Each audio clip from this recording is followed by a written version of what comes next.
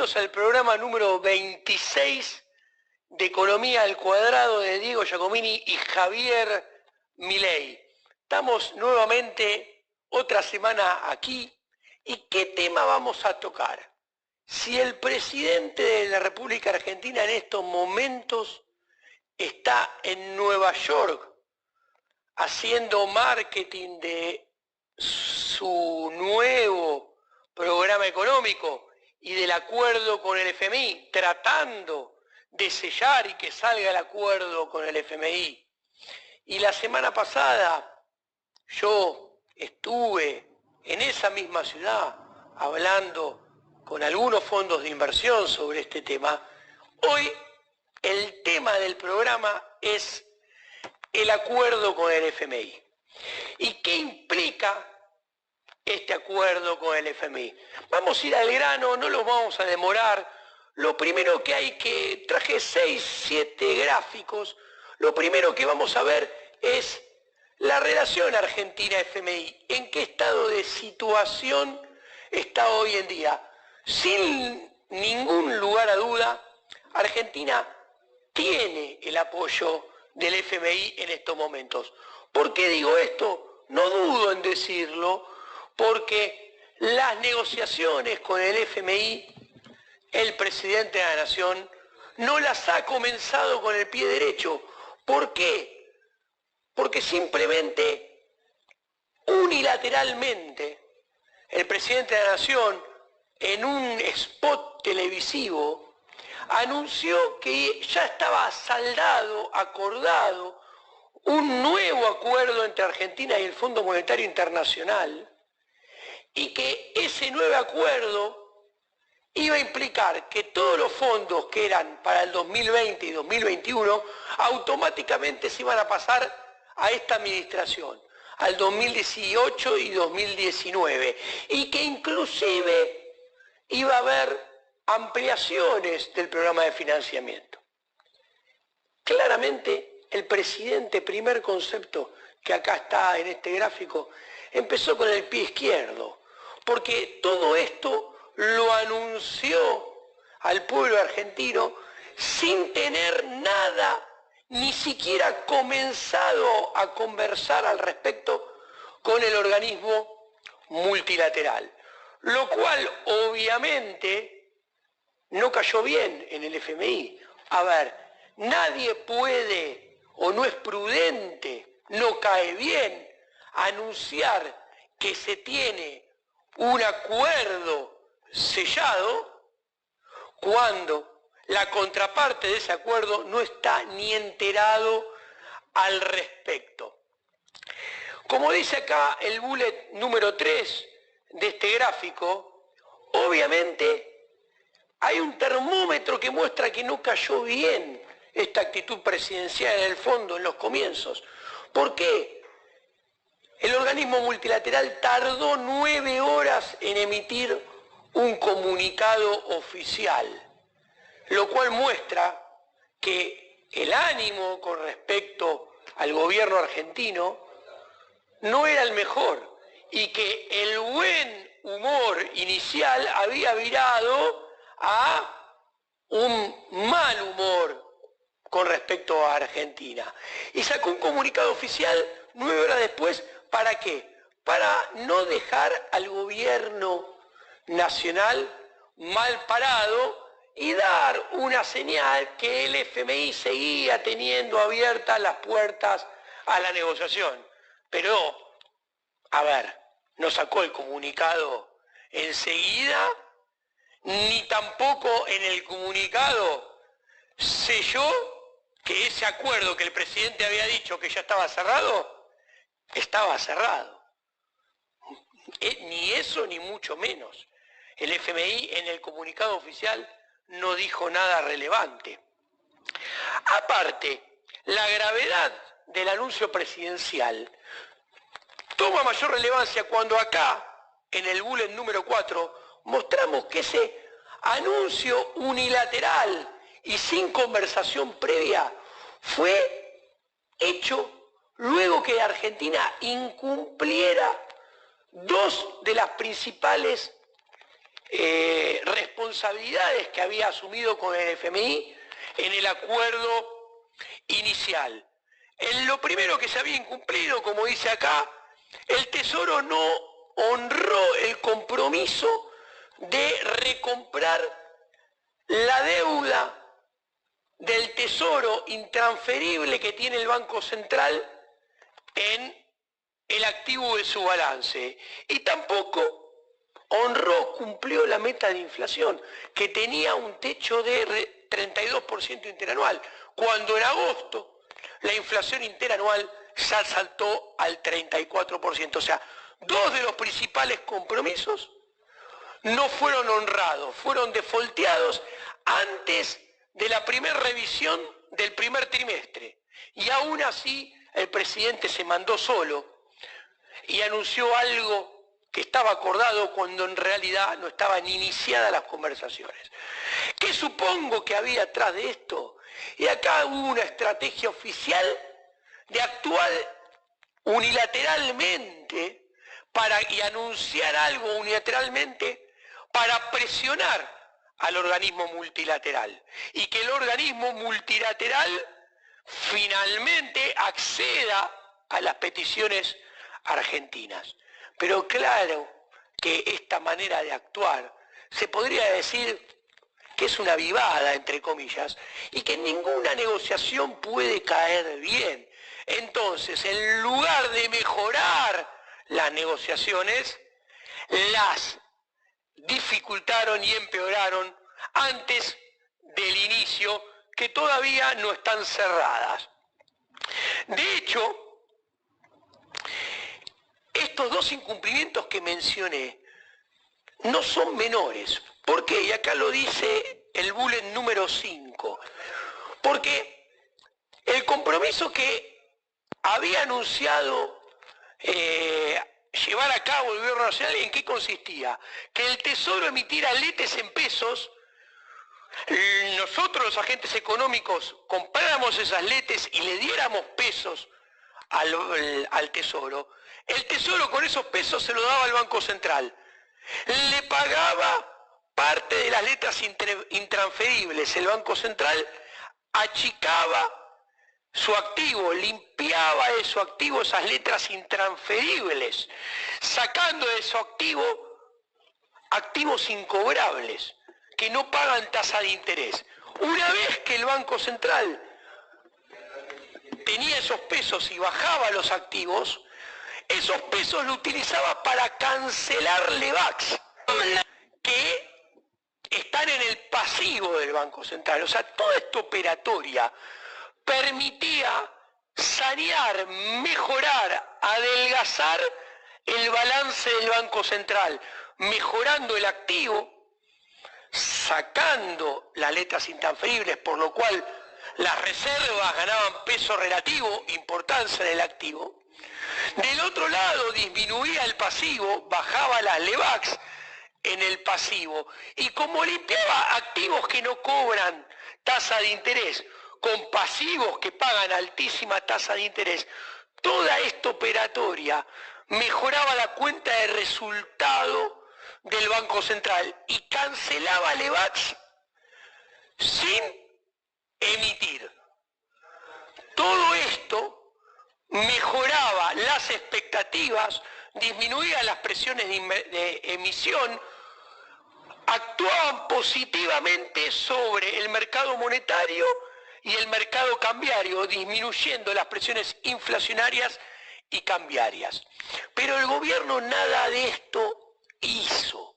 Y como si todo esto fuera poco, en el bullet 6, que demostramos que este incumplimiento ahora de la meta de inflación, el FMI ¿cómo lo visualiza? Como el resultado, como la exteriorización de que todos estos incumplimientos en materia de política macroeconómica llevan a malos resultados macroeconómicos y que la inflación se espiraliza mucho más de lo que se esperaba. Entonces, como conclusión, ¿qué podemos decir? Que no creemos desde un lado positivo que ahora en el corto plazo el FMI le suelte la mano al gobierno nacional. Pero desde el otro lado, estamos en condiciones de pensar que el FMI tampoco le va a dar todo lo que quiere el gobierno nacional, porque empezó mal las negociaciones. Dos, porque lo que pide el gobierno nacional, que es adelantar todo el dinero y más dinero aún del acordado inicialmente, se hablaba de 20.000 millones, es avanzar sobre todas las reglas institucionales del FMI. Entonces, creemos que puede tener apoyo, pero no se le va a dar todo, se le va a dar menos de lo que aspira el gobierno nacional. Porque aparte, ahora, al menos hasta estos momentos, el gobierno nacional no hizo nada bien en términos de política macroeconómica, en términos de honrar el acuerdo con el FMI, desde que selló el acuerdo. Pasemos a la siguiente filimina. Acá tenemos el segundo gráfico, y el segundo gráfico para mí es extremadamente importante porque habla de las inconsistencias macroeconómicas que hay detrás del programa, al menos inicial, con el FMI, que básicamente son 5. El primer problema es con las letes en dólares. En el acuerdo original, el gobierno nacional había pautado, se había comprometido con el FMI a que todas las letes en dólares se iban a renovar en un 100%. Y el problema es que al menos hasta ahora se renueva en un 65%. ¿Esto qué hace? Esto hace que el gobierno nacional también se ponga en la fila de los que necesitan dólares. Necesitan dólares para pagar las letes que no se renuevan, ese 35% que no se renueva. De acá a final de año, esto implica que el gobierno nacional va a necesitar pagar cash entre 2.000, 2.200, 2.400 millones de dólares, lo cual mete presión en el mercado cambiario. La segunda inconsistencia es el problema con las LEVAX y las letes en pesos. ¿Qué pasa? Como habíamos dicho antes, como no se honra el compromiso originalmente asumido de rescatar las LEVAX sin emitir, las LEVAX están, el tramo de LEVAX en poder de los agentes individuales se paga, se rescata con emisión monetaria, que es solamente sacada parcialmente con las letes en pesos, como dice ahí el segundo bullet. Entonces eso genera expansión de la cantidad de dinero. La base monetaria está creciendo a un 41% interanual, lo cual es solo compensado con aumentos de encaje y disminución del multiplicador monetario. Entonces, tenemos aumento de la cantidad de pesos en el mercado cuando está cayendo la demanda de dinero. Entonces, si aumenta la cantidad de pesos, pero cae la demanda de dinero, y aumenta la demanda de dólares, como ya dije, aún el gobierno nacional está en la cola de la demanda de dólares por el problema de las letes en dólares, esto genera presiones cambiarias e inflacionarias. Entonces, acá pasamos al bullet 3. Detrás de estas inconsistencias hay un riesgo de desequilibrio monetario cambiario recurrente, asegurando que la trayectoria de la inflación, que hoy está en un 34% interanual, siga durante los próximos meses, 6 meses, 2 próximos trimestres, y la inflación continúe con tendencia alcista en septiembre, octubre, noviembre, diciembre, enero, febrero, y pueda llegar a 40, llegar a 45 e inclusive encontrarse, ubicarse cerca de 50% interanual en el primer tramo del 2019. Como si esto fuera poco, y acá vemos en el bullet 4, A estos problemas de inconsistencia de inflación creciente se le tiene que agregar los problemas de nivel de actividad. El PBI en el segundo trimestre del año tuvo caídas interanuales un poquito superiores al 4% interanual. Es esperable que ahora, en el tercer y cuarto trimestre de este año, e inclusive en el primer trimestre del 2019, el PBI continúe cayendo interanualmente aún con más vigor y haya que acostumbrarse a 6-8 meses de caídas interanuales superiores al 5% interanual.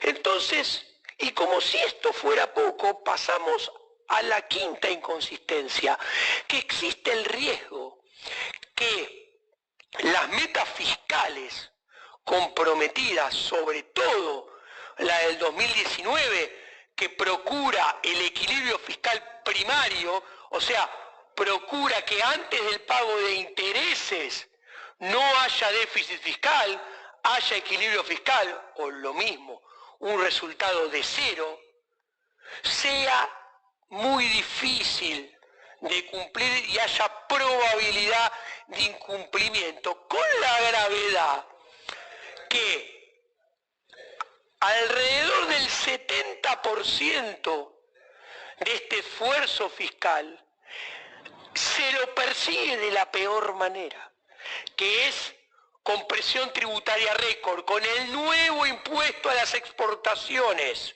Por cada dólar de exportación para todas las actividades se le cobra 4 pesos de impuesto. Esto quiere decir que a lo que más necesita nuestra economía, que es conseguir dólares porque hay exceso de demanda de dólares con caída de la demanda de dinero, se le pone un impuesto. Y a ver, si a cualquier actividad que se la necesita como agua en el desierto, en estos casos dólares, uno le pone un impuesto, ¿qué es esperable? Que uno no obtenga todo lo que uno necesita obtener. O sea, si le ponemos más impuestos a las exportaciones, lo más probable es que las exportaciones no sean las que necesitemos. Y es más, si tenemos en cuenta que Estados Unidos, que es el principal productor de soja, pareciera que el año que viene va a tener récord de soja, récord de cosecha de soja, es esperable que el precio de la soja en el mercado internacional baje.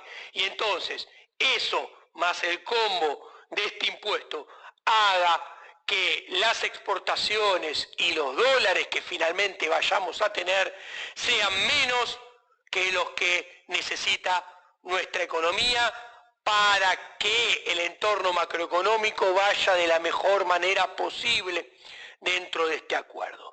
Pero ahora vayamos a ver en detalle qué implica este acuerdo. Síganme, vamos a ver estos gráficos.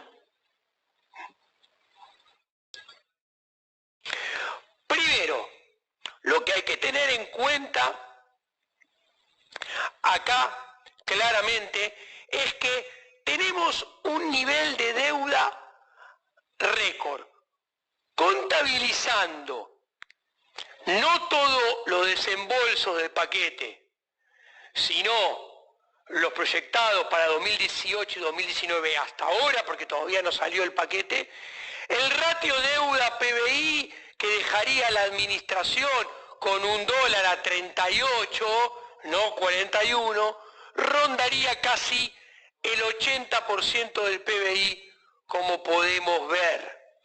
¿Esto qué implica? Esto implica un peso de la deuda realmente muy grande. Una deuda que sobre nuestros hombros, nuestra macroeconomía no pareciera no estar en condiciones de devolver. ¿Y qué pide el gobierno? El gobierno lo que pide es que este acuerdo con el fondo que nos iban a financiar, proveer 50.000 millones de dólares a lo largo de 2018, 2019, 2020 y 2021, con este cronograma en marzo, junio, septiembre y diciembre de cada año, que implicaba originalmente 20.700 millones de dólares este año, 11.640 en el 2019, y para la próxima administración le iba a quedar casi 17.000 millones de dólares. Como se puede ver en este gráfico, lo que pretende el gobierno de Mauricio Macri es que todos los fondos que iban a entrar en 2020 y 2021, que iba a recibir la próxima administración, pasen a su gobierno, al 2019. ¿Esto qué implica? Esto implica que el gobierno que viniera después, que podría ser un propio gobierno de Mauricio Macri, un gobierno de Vidal, un gobierno peronista, un gobierno de cualquier otra camiseta, va a tener que seguir con el plan económico, pero sin recibir estos fondos. O sea, si se le adelanta todos los fondos al actual gobierno de Mauricio Macri, se desfinancia al gobierno que sigue. Pero el gobierno que sigue va a tener que hacer frente a la misma deuda como si nada de esto se cambiara. Entonces, al próximo gobierno se lo dejaría con todas las obligaciones intactas, pero con el financiamiento para hacer frente a dichas obligaciones. Y el punto es que, como mostré, con esta deuda en torno a 80% del PBI que recibiría, obviamente Argentina no tendría mercado, como no tiene mercado hoy en día. Hoy a Argentina nadie le presta plata, por eso fuimos al fondo, porque es el prestamista de última instancia. Cuando nadie te presta, tenés que acudir al fondo, que es el último que te presta. El punto es que hoy por hoy esta deuda del 80% que tiene Argentina es insustentable. ¿Qué quiere decir esto? Que Argentina no tiene capacidad de pagar, de devolver esta deuda. Por eso ya nadie le presta. ¿Por qué? ¿Cuándo nadie te presta? Nadie te presta cuando saben que no podés devolver esta deuda. Entonces, acá la pregunta es, ¿qué tiene que hacer Argentina para que su deuda pueda volver a ser pagable? Pueda volver a ser refinanciada. Porque si podemos volver a pagar nuestra deuda, nos van a volver a prestar. Y esto es clave, porque si el FMI accede a las peticiones de Macri y todos los fondos que tiene que dar en el 2018, 2019, 2020, 2021, los da todos en el 2018 y 2019 y no deja nada para el 2020 y 2021, en ese 2020 y 2021 deberíamos volver a los mercados para que nos vuelvan a prestar la plata para hacer frente a las obligaciones, porque ya no gastamos toda la del FMI, porque toda la del FMI se la dieron a este gobierno de Macri. Bueno, entonces, asumiendo un escenario hiper positivo, asumiendo que este gobierno cumple con el ajuste fiscal, para poder volver a los mercados, para que nuestra deuda pueda volver a ser pagable, Argentina necesita como mínimo un superávit primario de entre 2 y 2,5 del PBI. Y hoy tenemos un déficit de 2,5 del PBI. O sea, tenemos que achicar el déficit 5 puntos del PBI. Asumamos que a esta administración le sale lo que tiene planeado, que es muy fuerte ese supuesto, porque no sé si tiene la cintura política, económica y social para poder hacerlo, pero lo hace. Somos positivos y asumamos que lo hace. El próximo gobierno, asumamos que a partir del 2019 sigue haciendo el ajuste y aumenta el superávit primario medio punto año tras año, siguiendo con el gradualismo para llegar a este superávit primario del 2% a final del mandato, en el 2023. ¿Acá qué vemos? Acá vemos en este gráfico que el próximo gobierno, si le dan todo el financiamiento como pretende Mauricio Macri, va a necesitar colocar deuda por 46.340 millones de dólares, con un programa que no le da. El gradualismo no le reabre los mercados porque permanentemente vamos a tener un superávit primario por debajo del superávit primario que necesitas para que te vuelvan a prestar plata, para que te vuelvan a refinanciar. ¿Esto qué quiere decir? Que si el FMI le presta a Macri todo el dinero, no a lo largo de 2019, 2018, 2019, 2020 y 2021, sino que se la da toda de acá a final del 2019, Argentina debería acudir a otro préstamo con el FMI similar por casi otros 50.000 millones, 46.000 millones, durante el próximo gobierno, tenga la camiseta que tenga. Miren qué pesada que es esta herencia, que si queremos asumir un escenario hiperoptimista, pasamos al siguiente gráfico,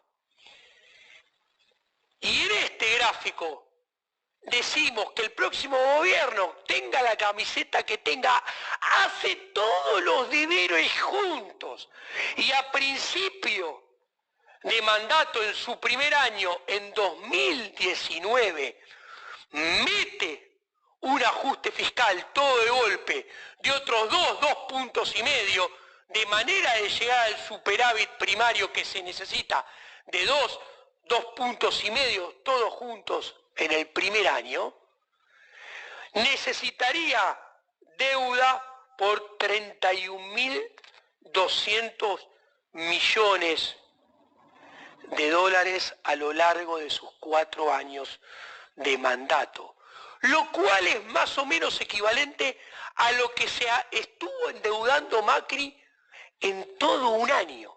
O sea, lo que se endeudó Macri, por ejemplo, en 2017. Entonces, lo que quiero mostrar es que el adelantamiento del financiamiento del FMI del 2020 al 2021, colocado todo junto en 2018-2019, deja un escenario muy complicado para más adelante. Lo que quiero decir es que en este escenario de deuda, en este escenario de déficit fiscal, con este peso de la deuda, con este déficit fiscal, con estos 4 años de gradualismo exacerbado, nos están dejando con una probabilidad de default o de reestructuración de deuda para el próximo gobierno realmente muy elevada. ¿Por qué sobre todo? Porque la deuda de los países, y acá voy al grano, la deuda de los países es como la deuda de las personas en cierto aspecto. Cuando uno es joven y va a sacar un crédito hipotecario a 10, 20 años, le pregunto, ¿usted qué profesión tiene? ¿Qué oficio tiene? Entonces uno le dice, bueno, yo trabajo de X. Analizan su situación y le dicen, bueno, usted va a progresar, va a ser jefe, después va a ser subgerente, después va a ser gerente con el paso de los años. Y usted después va a ser director. Usted va a ir creciendo a lo largo del paso del tiempo. Entonces, el peso de la deuda va a ir bajando. Su sueldo va a ir aumentando. En consecuencia, la deuda le va a pesar menos, le va a ser más fácil devolverla. Inclusive, como pesa menos y le va a ser más fácil devolverla, la van a refinanciar a tasa más baja y le van a prestar más plata y va a poder cancelar anticipadamente su deuda. Bueno, ese progreso laboral de pasar de ser un trabajador raso a ser jefe, a ser subgerente, gerente, director, se llama para un país crecimiento macroeconómico, mayor PBI per cápita. Y Argentina, miren este gráfico, tiene totalmente abortado su proceso de crecimiento. El PBI per cápita se destruye hace 8 años. A final del 2019 va a ser 4% más bajo que a final del 2015 y 8% más bajo que a final del 2011 y 2,5%, 2,3% más bajo que a final del 2008. ¿Esto qué quiere decir? Esto, para hacer un paralelo con la vida profesional de uno, con su vida laboral, es como que Argentina, en lugar de ser trabajador en la gerencia de administración, y en lugar de pasar de ser trabajador en la gerencia de administración, pasar a ser jefe, después subgerente, después gerente, después director, hace años que está haciendo la trayectoria inversa. O sea, lo mandaron de ser analista a apilar papeles, de apilar papeles a ser cadete, de ser cadete a limpiar los baños. ¿Qué quiero decir? Argentina y su incapacidad para crecer, es más, Argentina con su empobrecimiento secular y destrucción de riqueza con PBI per cápita en caída libre, donde se acumulan nefastas herencias de empobrecedores cereales. Primero los 8 años Cristina, después los 4 años de Macri, se potencian negativamente uno tras otro. ¿Y saben qué hace esto?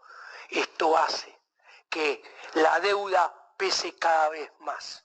Esto hace que la capacidad de repago de la deuda sea cada vez menor. Esto hace que la tasa de interés que nos cobren sea indefectible mayor y que el peso de los intereses nos vaya ahogando crecientemente con el paso del tiempo. Y en consecuencia, la probabilidad de no pagar la deuda crece día, semana, mes, trimestre tras trimestre, llevándonos a un escenario en el cual la probabilidad de tener que reestructurar la deuda o, en el peor de los escenarios, caer en default, gana volumen y uno levanta la vista y está más allá en el horizonte. Y como siempre advertimos, ¿de quién es la culpa? De las malas decisiones del Poder Ejecutivo Nacional, que abusó de un gradualismo fiscal exacerbado que agrandó todos los problemas macroeconómicos más graves que había dejado la administración de Cristina Fernández de Kirchner. Y cuando estamos parados, o cuando estemos, mejor dicho, parados en 2019, vamos a estar varios escalones más abajo que lo que estábamos a finales del 2015.